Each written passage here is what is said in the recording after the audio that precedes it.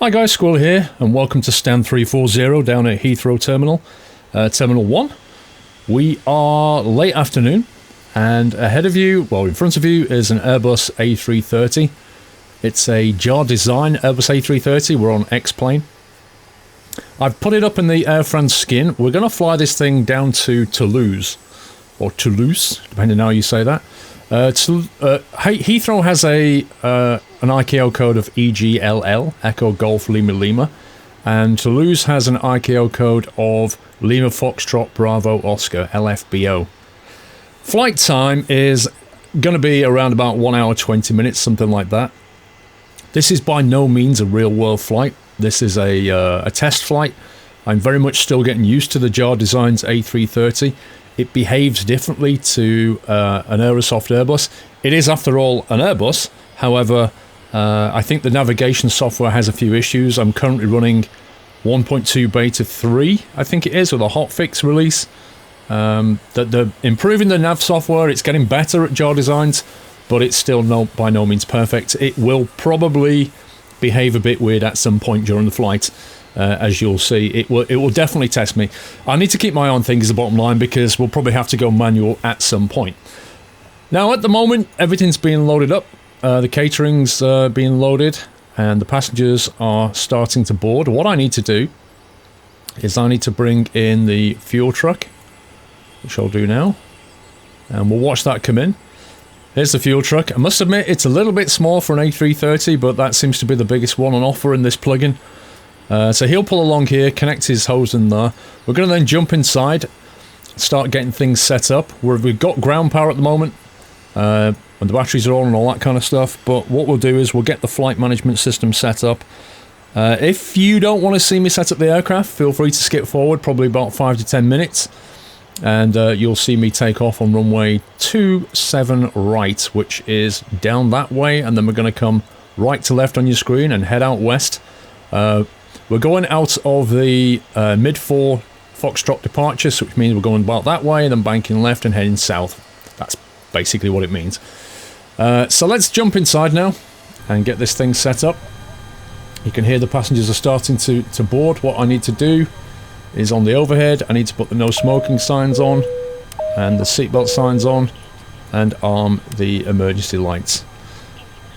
That allow things to continue normally. We'll also just make sure the aircon temperatures are all set nicely, which they are, and we shall head on down to the MCDU. Now then, starts off on the init page, and we'll punch in. Let's get rid of this for now. Now, the way the JARDesigns works is we can't load it with fuel, annoyingly, until, as it says here, we've entered the flight plan, cost index, cruise, and zero fuel weight. I don't know why it works this way, but we can't load it with fuel yet. It's a bit weird, but we'll have to roll with it because we can't do anything else. Echo Golf Lima Lima down to Lima Foxtrot Bravo Oscar, so we'll punch that in as the route. The overhead, I don't think I aligned the IRSs. Normally these things would take quite a bit of time to align, the ADIRs, sorry.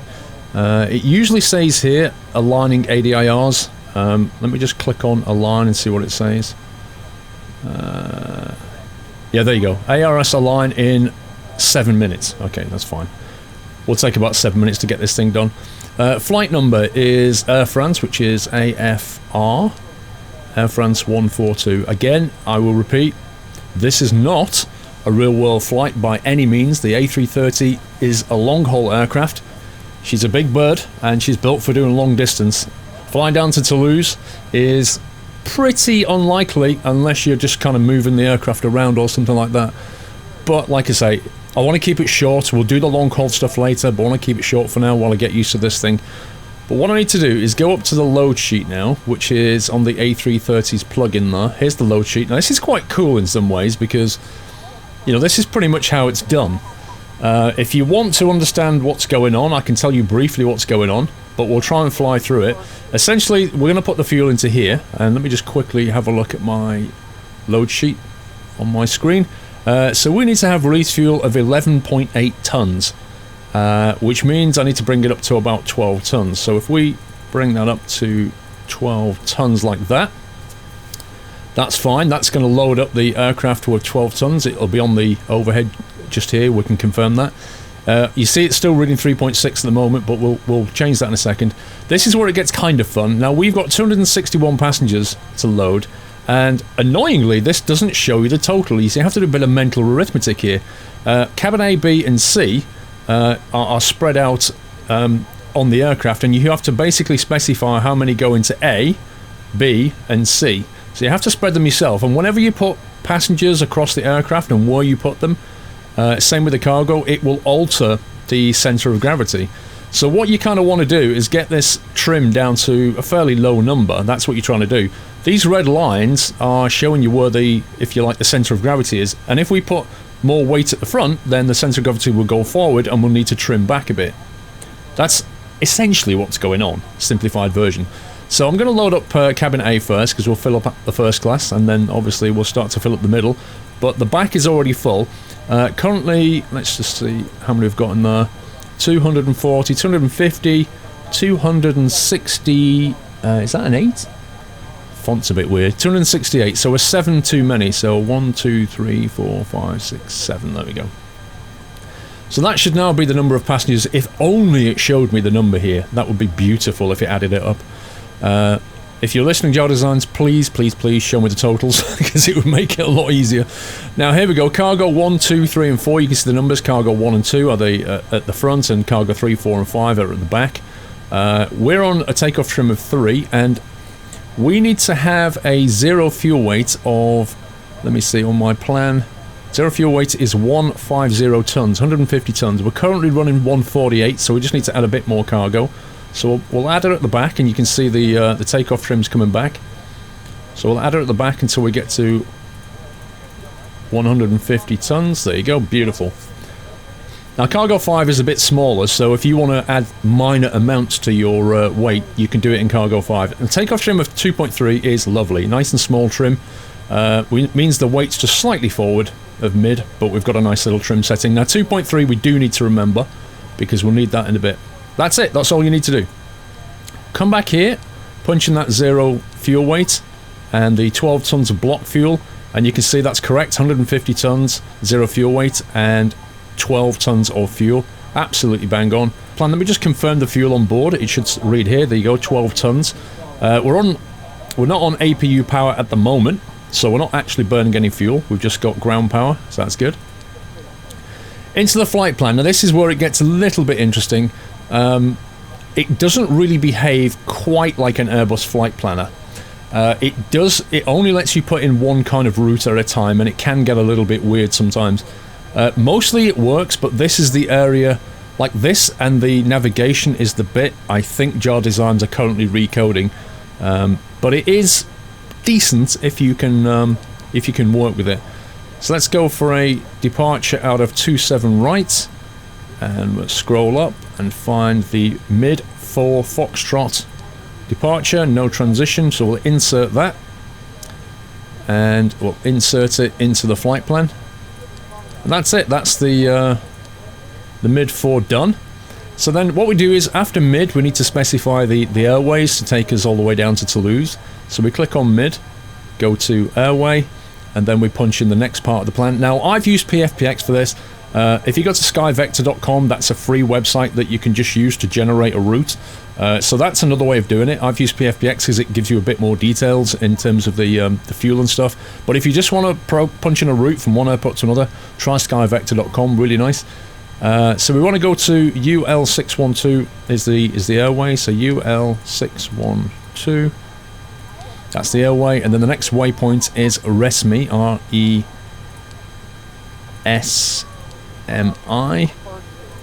Now normally you would then get some more here, and you can punch in another one, and another one, and another one, and then insert it. The JARDesigns one doesn't let you do that. You have to insert it, then you have to insert it permanently. Okay, I think we've finally got this thing in there. There we go. So the total flight plan was the mid 4 Foxtrot departure, which takes you to mid, and then UL612 to RESMI, which is here, and then UN857 down to Dermo, which is here. And then UZ365 down to Narak, and then the approach. So we click on this, and we're going to come in on, let me think, was it runway 132 right? I think it was, yeah, 32 right. So we'll choose ILS, we'll do an ILS approach today, ILS 32 right, and we're going for the Narak 6 Lima star. So we'll find the Narak 6 Lima star, which is there. Have we got any approach vias? Nope, no via. Insert that into the flight plan. And you can see we have a discontinuity now. Let's just have a look at that. So we've got Narak and then Narak again. So it's kind of put it in twice, which it shouldn't have done. So we'll just get rid of one of these Naraks. Let's get rid of that one. And get rid of that one. And then we'll insert that. I think it's got rid of our altitudes as well. So we'll go back to our init page and probably have a bit of a laugh with this as it refuses to accept our new flight level. Actually, let's just try 410 now. Yeah, too high. Just what I thought. Let's try 350. Oh, it takes 350. That's interesting. So once you've put the entire flight plan in, it then accepts a better cruise. Okay, I've learned something. Okie doke. That's the flight plan punched in, which is nice. So let's carry on with the rest of this. Right, let's assume that the catering and everything is on board now. So we'll get rid of... we can certainly get rid of the fuel truck. He can go away. Then that panel will disappear. We shall get rid of the catering trucks, which is 1 and 3. And the baggage loaders can go. And finally, the stairs can go. So if you have a look on the outside, what's nice about this add-on is it automatically closes the doors as well. So you'll see these doors move, close as they pull away. What's weird is that the staircase moves away and then the door closes, which, you know, in real life, that never happens. The doors are always, you know, closed and locked, and then a hand signal's given, and then the stair or the jetway is pulled away. Obviously for safety reasons, so that's actually slightly wrong. Okay, let's go ahead and fire up the APU now, because we are going to need APU power. We'll turn on the fuel. Start getting ready to rock and roll here. We'll get our own power, then we'll get rid of the GPU truck. Moving over here, let's... Now we've put the departure airport in, the arrival airports in, we can actually get an update out of this, which is really nice, if you know how to read this. But briefly, EGLL is the airport, which is Heathrow, and Q1007 is the current pressure, barometric pressure, which is set correctly. If that wasn't set correctly, you'd need to set it in here. Now, normally we would be cleared to about something like 6,000, would be a normal. So we'll put that in there. So 6,000 is our altitude that we're cleared towards initially. Let's go into the perf page. Transition altitude in the UK is 10,000, so we'll punch that in. Flex to temperature, we can probably go for a flex temp 45. Into F40, okay. Flex temp 45. Normally you would have to calculate this, but I think that will be fine. Now, if you remember, in the trim setting in this load sheet, which was 2.3, I said to you that will be important. That goes into here. So flaps 1 takeoff, and then we want 2.3 up on the trim. That goes in there like that. And you'll see the trim now starts to come back. If you put the flight controls on, you can see the pitch trim here. On the Airbus, it automatically sets the pitch trim for you. It makes it very easy to fly. You just point the nose where you want it to go, and it will adjust the trim. But during navigation, it will set the trim accordingly to keep you at the right altitude, which is really cool. That gives us a V1, VR, and V2 of 130, 133, 137. So our rotate speed is 133. That's what we'll be looking for. It will enunciate it. Actually, it enunciates V1. I'm not sure if it enunciates VR on this thing. But let's just see now. Let's get rid of the... let's bring up the APU. APU is now available, so we'll go to the overhead now, and we'll disconnect ground power. and we'll get ready for engine start. Okay, let's get rid of the GPU truck on the outside. Where is he? There he is. So he should disconnect now and start to move away. Let's check the parking brake is set. Parking brake is on, so we'll get rid of the wheel chocks. They'll now disappear. Is he going to go?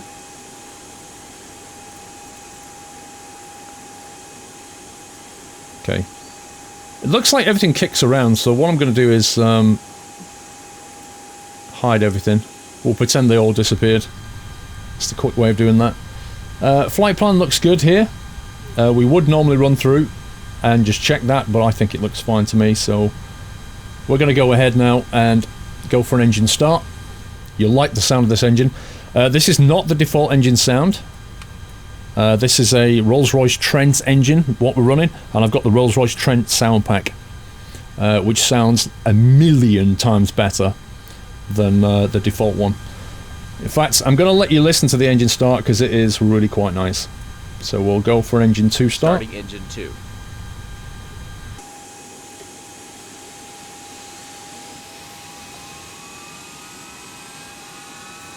The Rolls-Royce Trent engine is probably the best sounding engine on the A330. There is a Pratt & Whitney one, but it sounds more like a hairdryer with a nail in it.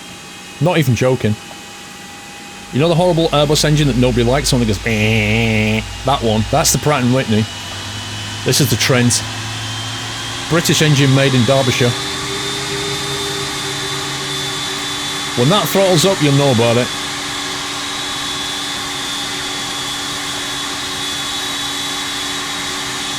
Okay. Sounds good on the inside too, right? Starting engine 1. Let's get engine 1 going. So normally you keep your eye on this stuff here. You make sure that the pressure's coming up and that the N2 ratings are coming up. The Trent engine, interestingly, has 3 chambers in it, N1, N2 and N3, which gives it better fuel efficiency. But you can see the engine's firing. Once that's going, we'll start our pushback procedure. There is a checklist on the left, which is quite handy. Start checklist completed.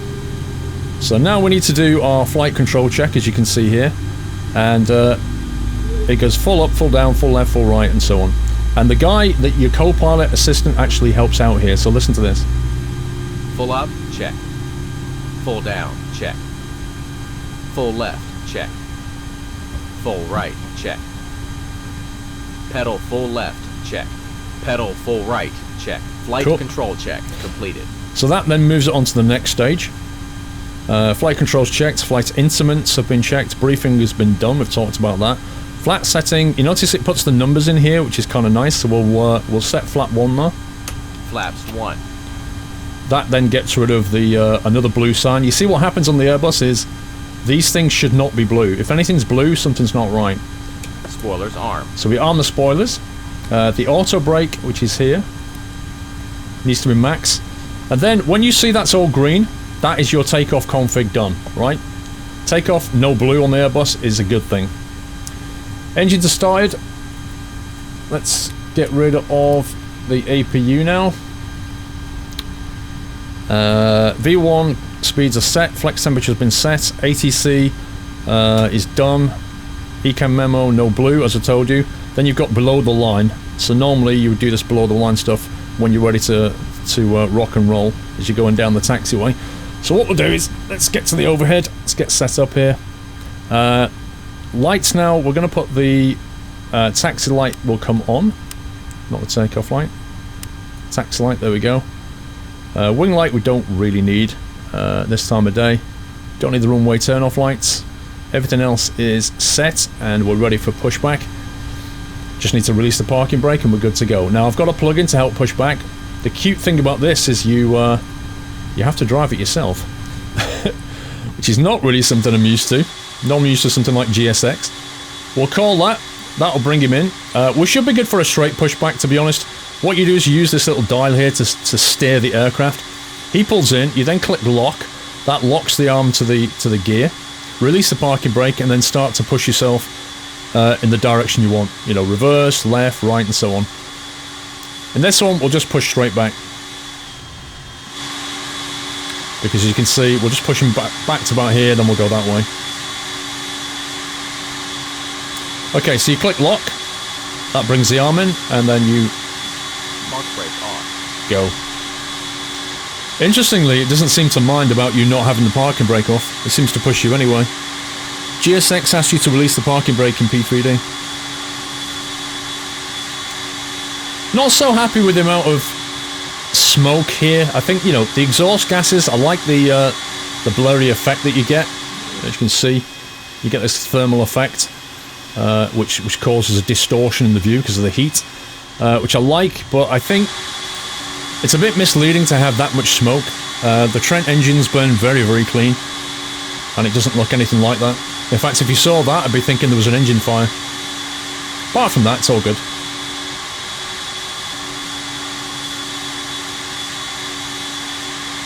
So in terms of taxiways, while we're doing this, let's have a quick look at the overhead. You can see where we're going to taxi. We're going to taxi down there. Then we're going to get onto the main taxiway, all the way down the bottom, loop around, and we are good.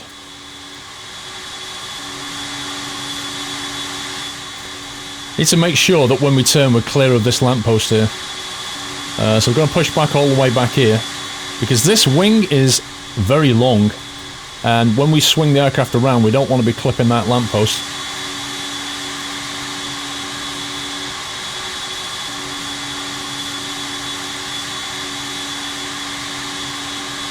Wish this guy was a little bit quicker.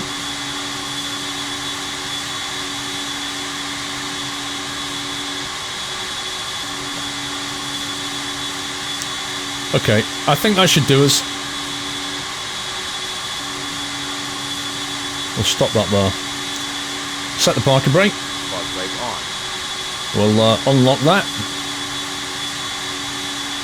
And we'll say goodbye to him. Now he should just disappear somewhere. Meanwhile, we'll jump back in here. And we have now got all the lights. We'll turn on the TCAS shortly. Let's go Park taxi. brake off.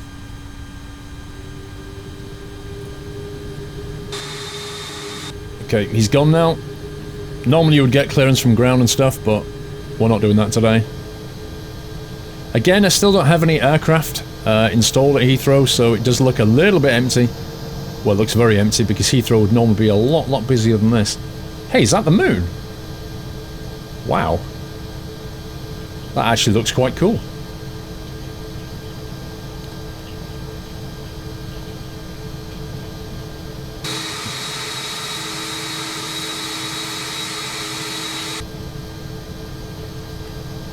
Okay, A330 settings. Disable that message. Also, there's a couple of things that you want to change on this. It doesn't remember them for some reason, but you need to. You definitely want to do it. Camera shake off, turbulence off. Trust me, you'll thank me later. Like I say, it doesn't remember those preferences between sessions, so you have to keep turning it off every time you fly. Just one of the wonderful things about the JARDesign A330. It's generally good, it's just kind of missing the last 10% of the details. And the nav has some bugs in it, but apart from that, it's definitely one of the best you can get for X-Plane. However, for $60, I would have expected a couple of things. I would have expected it to be better tested, and I would expect some really good documentation. And sadly, you don't get any of that, really. Maybe I'm being a little bit too critical, but at $60 price point, I would expect good documentation. They need to look at what people like PMDG do. They give you very good documentation. And it's simply not okay to spend $60 on a complicated aircraft like this, and then not only give you scant documentation, but actually literally give you none. It's just unbelievable. It does function like an Airbus, so, you know, if you've flown an Airbus before, or you fly one in P3D or whatever, then you can work your way around the whole thing. It's not that hard. But that isn't really the point.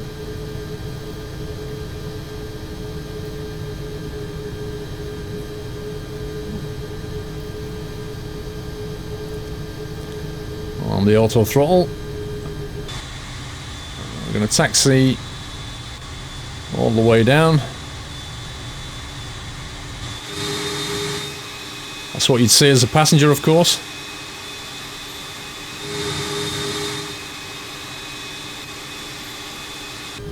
Of course, at this point, if you're like me, you'd be looking out the window, seeing what planes you can spot, and seeing what you can see taking off. You'd be like, oh no, there's an A330, there's another one, look at it, he's coming to land. You'd be like, that's me. It always amazes me, like, the amount of people who just sat there on the plane, just reading magazines, and you're like, wow, look outside, it's amazing, why are you not even bothered? But I guess they just have no interest in aircraft whatsoever. Right, there's the holding point. We'll get our lights set up, make our turn, and get ready for takeoff.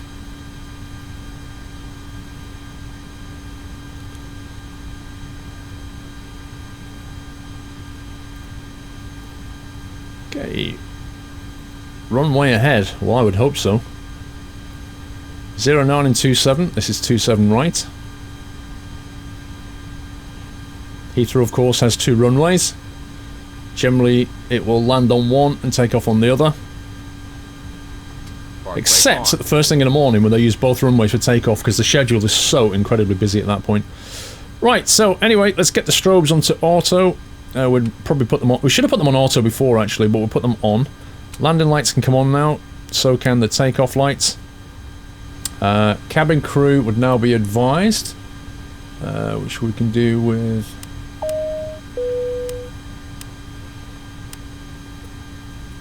like that. I don't think we've got any other way of doing it. TCAS can come on. Not that it matters, because we don't have any aircraft to worry about anyway. And your start selector is fine, packs are fine. Okay. Park brake off. We are good to go, no blue. Let's get this bird in the air, shall we?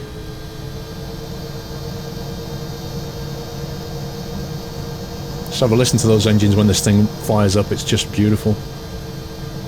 That is the moon, isn't it? Wow. That's amazing timing. By the time we get down to Toulouse, the sun should be pretty low. Hopefully we'll get some decent lighting. Depends what time of day it is when we get down there. Lucky I've got track IR as well, so I can look where I'm going quite nicely. Right. 40% power.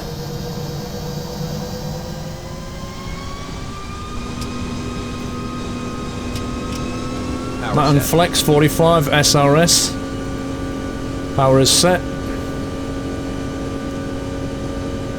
Push the nose down on the Airbus as well when you're getting up to 100. 100 knots. Checked.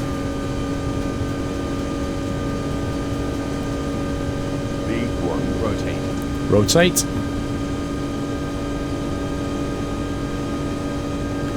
Come on, up you come. Positive climb. Gear up. Gear is up. I'm going to manually fly it for now.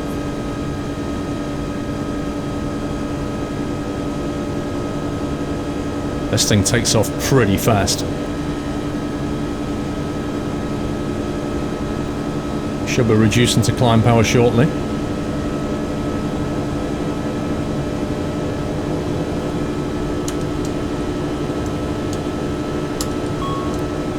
Okay, interesting, the flaps are not coming up.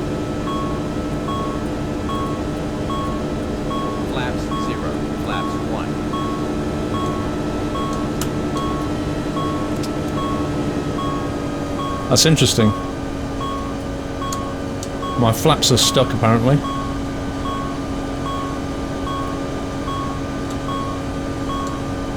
Okay, the button has been remapped. Flight controls.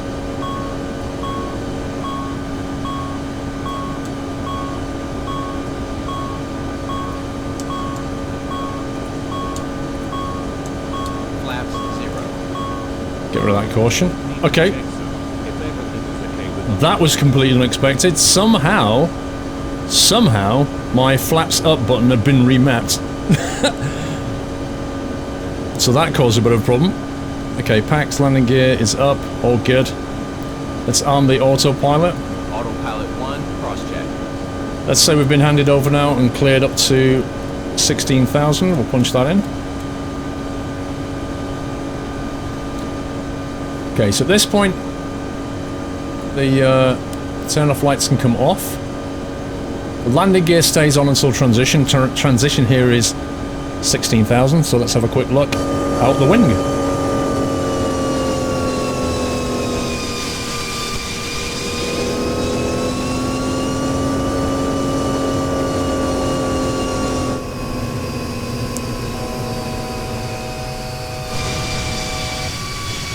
Look at that view, look at it bank over, wow. There's Heathrow in the background. And that is the Thames all the way down into London there. That is the Thames estuary in the distance. But that there is London.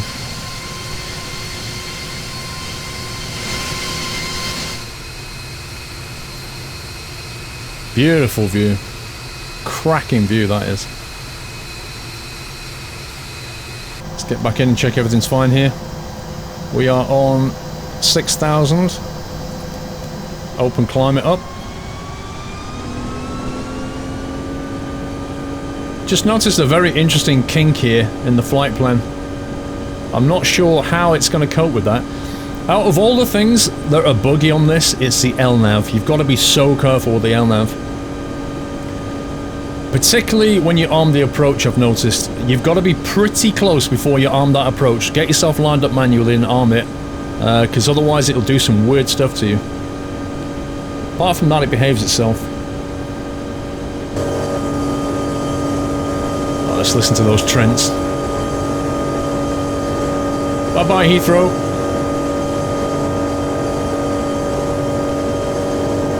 Great scenery as well. It's lovely scenery. Notice how the engine sounds different when you're at the back of the wing here, as it does in real life. I love the way they've modelled that correctly. Like I say, default sound is no good. Go for this engine. Get that Trent pack. Uh-oh. Now this is the weird thing. We need to put the window heaters on. On the Airbus, this actually comes on automatically. For some reason, you have to do it. You have to turn it on manually on this thing. You can see as we get higher, the let's put us on standard. After takeoff checklist completed. Standard Barrow cross check. Passing flight level 104. Confirmed. On the Airbus, it normally does this automatically, but for some reason on this, it's not modelled, and you do have to do it yourself. Okay, so let's clear ourselves all the way up to, what did we go for? Flight level, was it 350 we chose in the end? Yeah. Let's get ourselves cleared up to 350 now.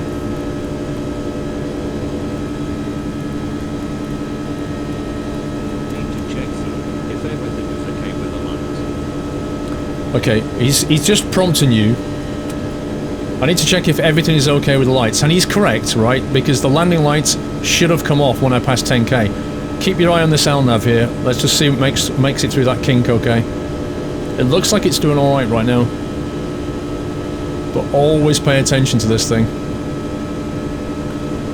Particularly on a thing like that, because like I took off out of Toulouse once, and the takeoff procedure has you kind of taking off and doing a 180, and the flight plan was programmed to take off to the right, and what happened was it kind of worked out that if you went left it was quicker, so he just went left. He completely ignored the flight plan and went, hey, I'm going to take a shortcut, I know best. It's like, whoa, what are you doing? So it's good, but it's not great. That is lovely view. Just wow, that view. Now that is why I like flight simming. I like it looking like this. That is awesome. That's about as real as it gets, right? Crazy. I love how far simulators are coming now. Like, you know, the hardware of them is... The hardware of the PC is just allowing us to do things like this. It's just beautiful. Of course, out the east side, the sun should be going down that way. I've actually set it for a real time. Well, not real time. The time is slightly different, but let's just check the flight plan here. Okay, bank left, that's fine. I've set it for the correct day, which today is the 13th of April 2016. Oh, there's another airport down there. The actual azimuth of the sun and that kind of thing should all be bang on. Just a little bit later in the day.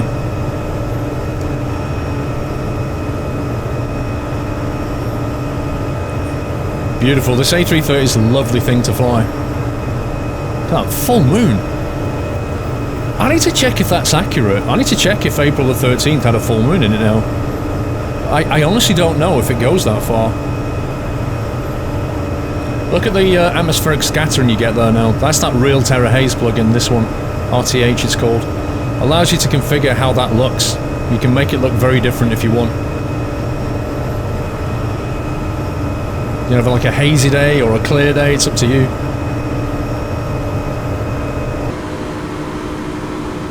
Okay, well, you can already see the coast, south coast of the UK here. We're just about to leave the south coast and heading on down to Toulouse. So, yeah, I'm gonna cut this thing now. Just zoom out. And I shall see you all as we approach the descent.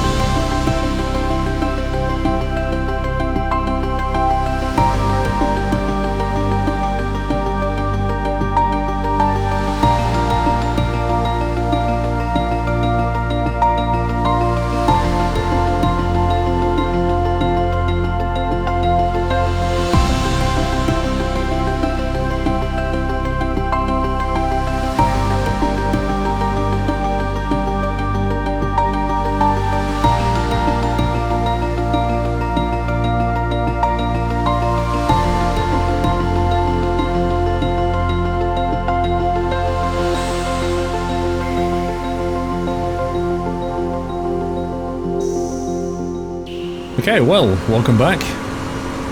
We are approaching our top of descent. As you can see here, there's a little marker there, which is within 80, so we can drop that back to 80 to get a better look at it. That is our top of descent. But I'm going to start our descent a little bit earlier because, as I said before, I said earlier, I don't think the predictive stuff on this is deadly accurate.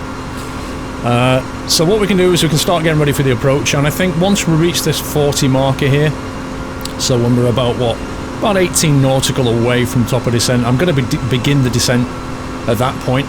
We're going to descend down to 10,000 initially. Let's assume we've been cleared down to 10,000. And let's have a look at what's going down at the arrival airport, LFBO. We can see that they've got a Q1009. There's quite a lot of stuff here actually. Some variable wind, 09 at 3 knots, quite a light wind, overcast. Okay, don't know how to read all of that, but it's basically saying there's some scattered showers, I think. Overcast, not the best conditions, nothing like it was back in Heathrow. Let's have a look at the approach phase. So if we was to set up the approach phase now, we'd put 1009 in here. The transition altitude is definitely correct at 5,000. We're coming in on ILS 32 right, and I happen to know by looking on the charts that the Cat 1 Reference is 710, which is quite high actually, so our MDA is 710, which really is quite high. Normally they're down in the 2 to 3, 400 mark. We need to intercept the glide slope at an altitude of 3,000 feet. There are a couple of restrictions which I checked to make sure that they're programmed in, and they are, so some altitude restrictions. The ILS down there is 108.35, so that should be already punched in. 108.35 is correct, so it's already got that. Our missed approach, so it should be on, I think that should read 320 for the course, so it's 323 technically. Course is 323, which is good. 100. Auto tune that. It's fine. So yeah, we just got to wait now. You can see the distance of cruise left is 40. So when that hits roughly 20, I'm gonna push that button in, and that will begin our descent down towards Toulouse. Punch that in, and it looks like it's ignoring me. Nope, it's going for it. 10,000 is set there. Now what's also curious about the software is it still thinks I'm in the cruise phase until it believes I've reached the waypoint for the cruise, top of descent. So although I've punched it in and started descending, it's still showing that all the top of descent calculations are correct, and it won't exit the cruise phase until we get to that point. Actually, I think it's just... yeah, now it knows we're in descent phase, so it took it a bit of time to figure that out, but I was wondering if it would do that. It seems to just be a little bit delayed, but I'm happy to say that it's now descending, and it thinks we're descending. Although the engines definitely sound like they're running too fast to me. Okay, they're winding down. They're spooling down now, that's better.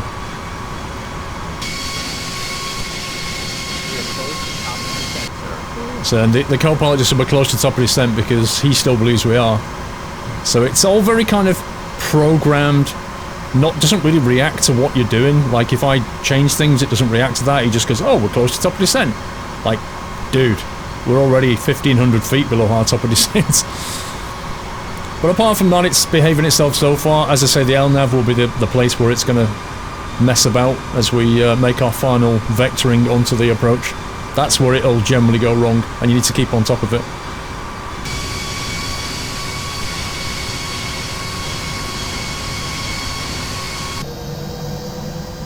Okay, this is all kinds of weird. An open descent should initiate a descent as quickly as it can within its managed settings. And quite clearly, it's just not doing that. It's currently on an 1100 descent. I'm going to speed it up to 1500.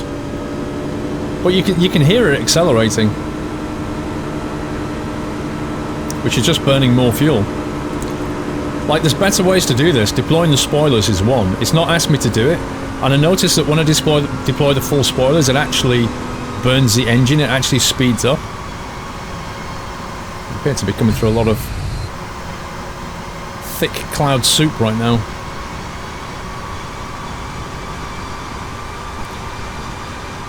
But yeah, right now I'm not exactly confident that we're going to hit our profile at all. I think we're going to have to go for something more aggressive.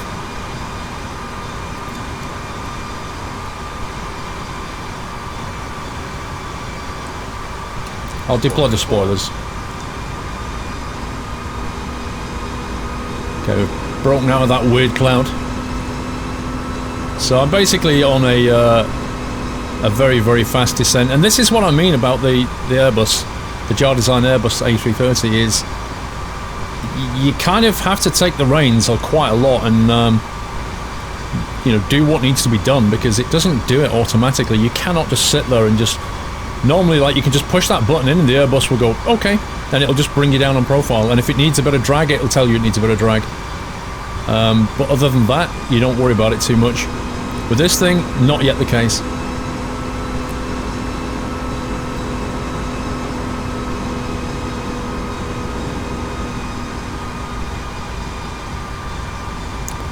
So you can see predicted flight level 100 is 44 nautical, which puts us around about here somewhere near a demo. So we'll be 10k at a demo, which is not ideal. I'm going to punch that down to 6k. We need more drag, sir. Now it thinks we need more drag. Okay. Love to know how you're going to get more drag and I've already got the speed brake out, dude.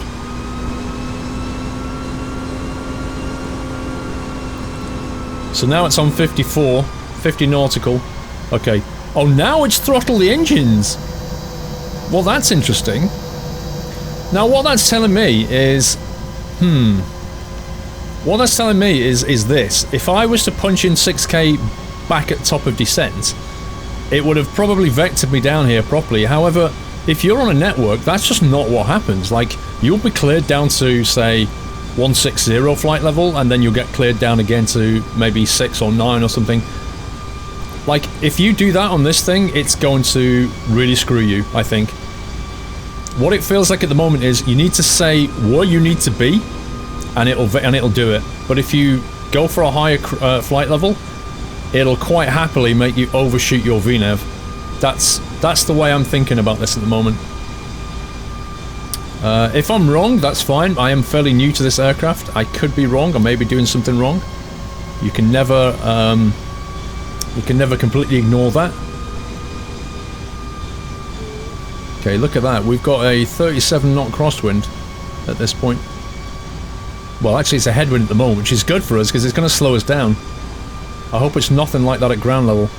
Okay, 40 nautical to get down to 6k, which puts us about here somewhere. We need to be... What did I say intercept was? I think I said... just checking now. 3,000. So for here it's 6, so we can probably get down to 3 just in time for a final lock. Clouds outside have gone very, very crazy. The wind is 050... No, hang on. 090 at 3 knots. So 090 at 3 knots. So that's all set up now. Just ready for us to activate the approach phase. Okay, it's actually a 3-kilometer runway. So we could probably get away with some light brake. Which we shall do. Coming into some very thick cloud at the moment. Hoping that's going to clear before we make our final.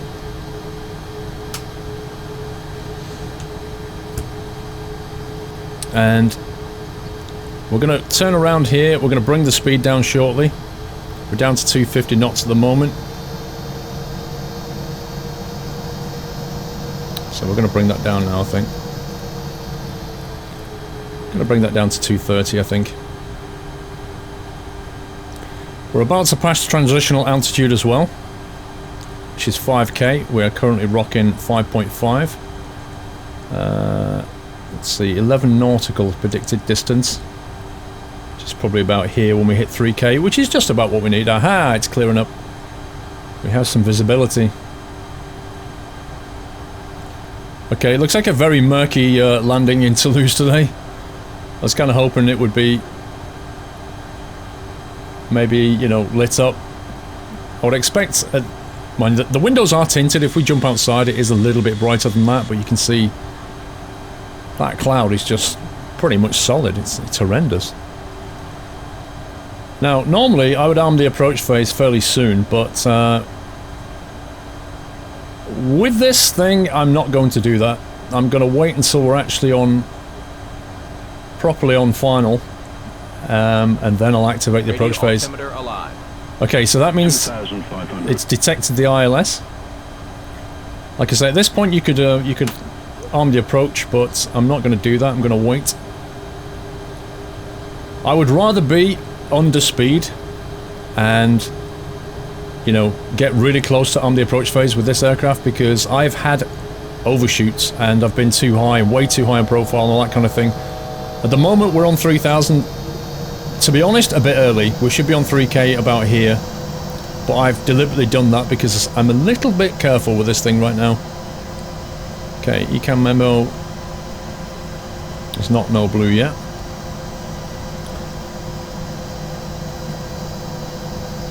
Let's get the landing system up. And you can see it's got its ILS locks. So our altitude should be a lot higher than it is, basically. That is definitely true. We're 17 nautical from the actual airport. So, too early on everything. As I get more used to this thing, I'll let it... I'll trust it a little bit more, but right now I don't trust it. That's the reason for all of this. See a road down there, look. Some vehicles going along it. Emergency vehicle there. The detail is really cool on X-Plane for that. You actually feel like you're in a bit of a world, you know, look. Everywhere you look, there's just detail. It's really cool.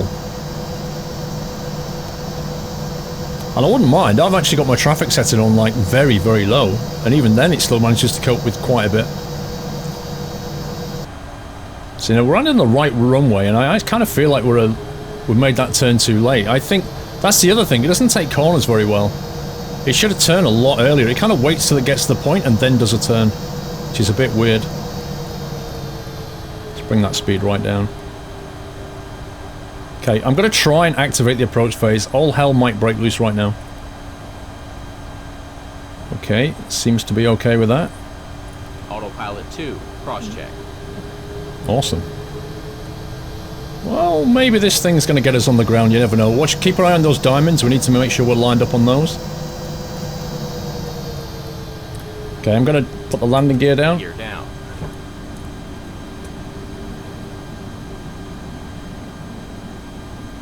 Make sure the lights are on, yep. Flaps 3, flaps full. Okay, we have no blue. Need to check, sir, if everything is okay with the lights.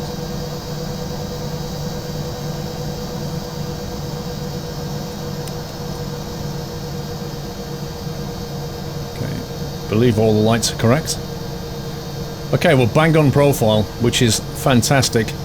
What was our V speed? Was it 132? So 132, we've actually got a 15 knot tailwind. So I'm going to allow an extra 10 instead of 5. I'm going to go in at 142. I'm going to disable the autopilot now, and we're going to land this manually. My plane.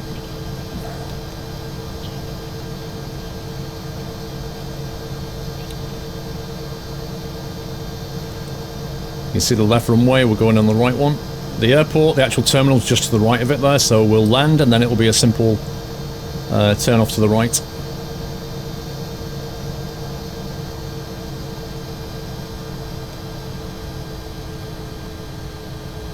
So we are coming in a little bit quicker, but they've got an 11 knot tailwind now. So let's bring that down a little bit. Ideally you want to land in a headwind. 1,000. 1,000. A little bit left.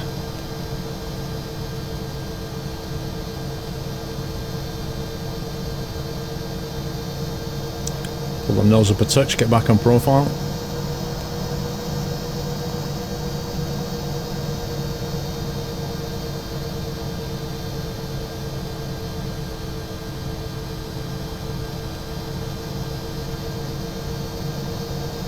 Looking good.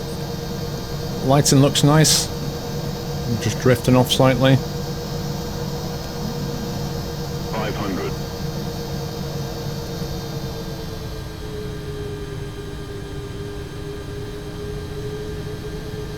400. Land green checked. Well, thank you, co-pilot. 300 above.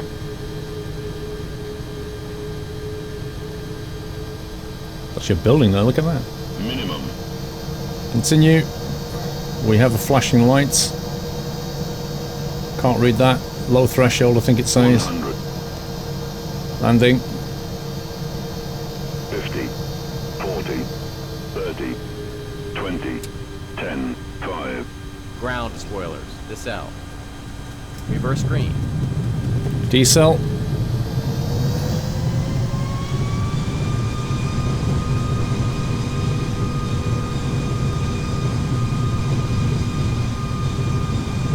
Just to the bits to the right of runway, but otherwise a very smooth 70 landing. knots. Lovely. Oh, they like that. They like that. Nice landing, sir. You're welcome. Yeah, it was just to the right of the centre line, but it was nice and smooth.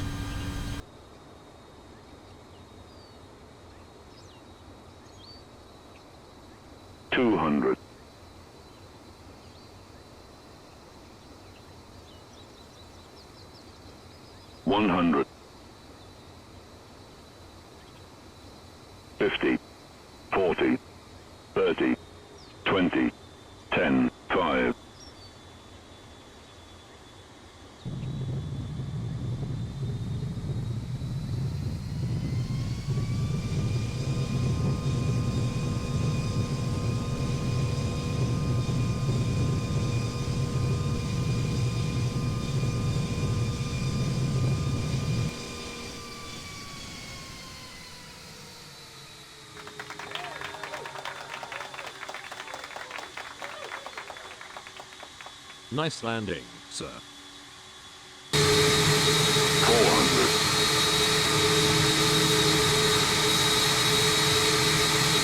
300 above.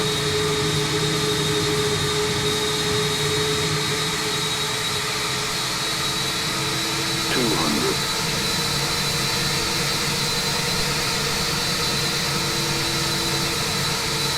100. 50, 40, 30, 20, 10, 5.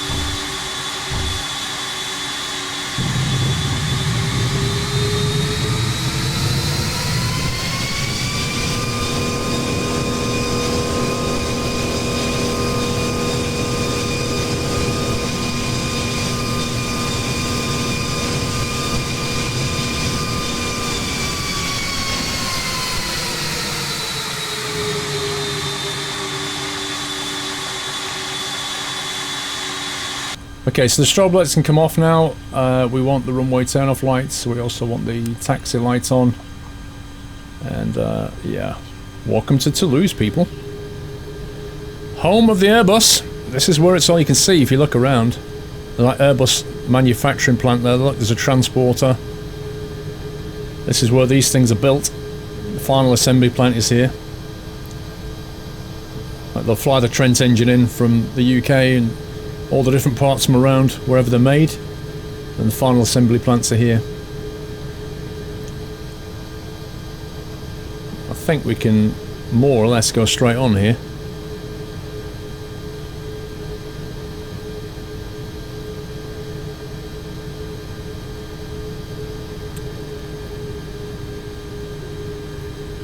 Yeah, it was a good landing.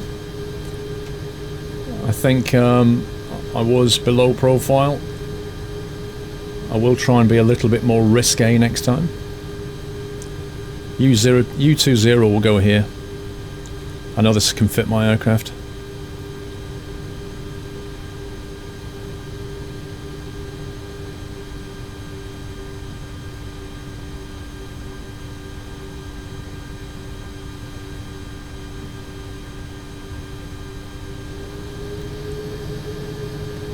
Let's have a look at the... Oh, it wasn't bad. More or less had it on the line.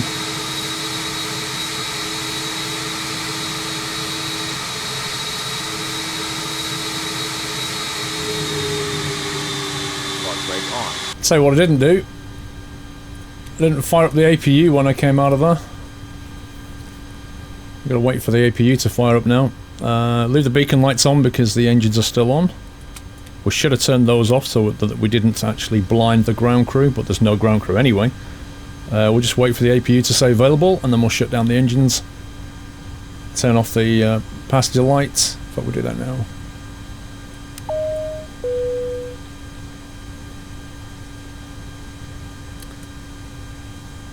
No smoking stays on, of course. APU available.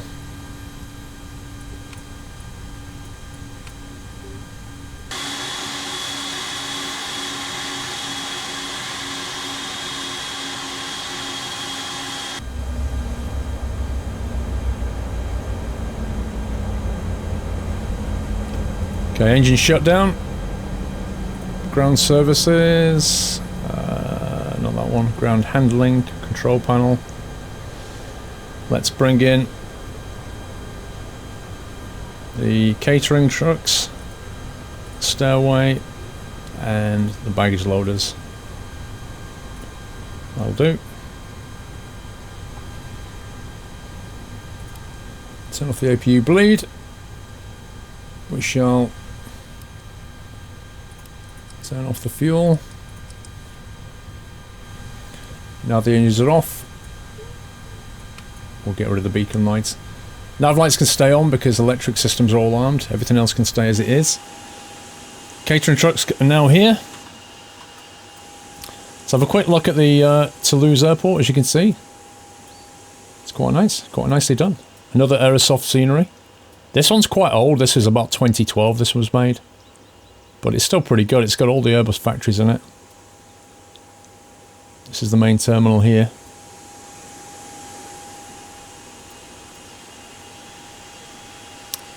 And that is that. We flew from Heathrow down to Toulouse. EGLL to LFBO. It was a fun flight. Definitely enjoying this aircraft. If you do want to go and buy it, just make sure you go to the JARDesign forum. Did I say Aerosoft then or JARDesign? Make sure you go to the JARDesign forum and get the latest patch release, because if you think that sat-nav is worse, that is bad, then wait till you get a load of the one that you download. The current patch is 1.2 1.2 release 3, I think it is. That's the one I'm running. As you can see, it has issues, but it's probably the best you can get at the moment. Hope you enjoyed that flight, guys. Please give me a thumbs up if you did, and leave the comments. Let me know what you think. Do you think X-Plane looks good? I do. Take it easy. Until the next one, happy flying.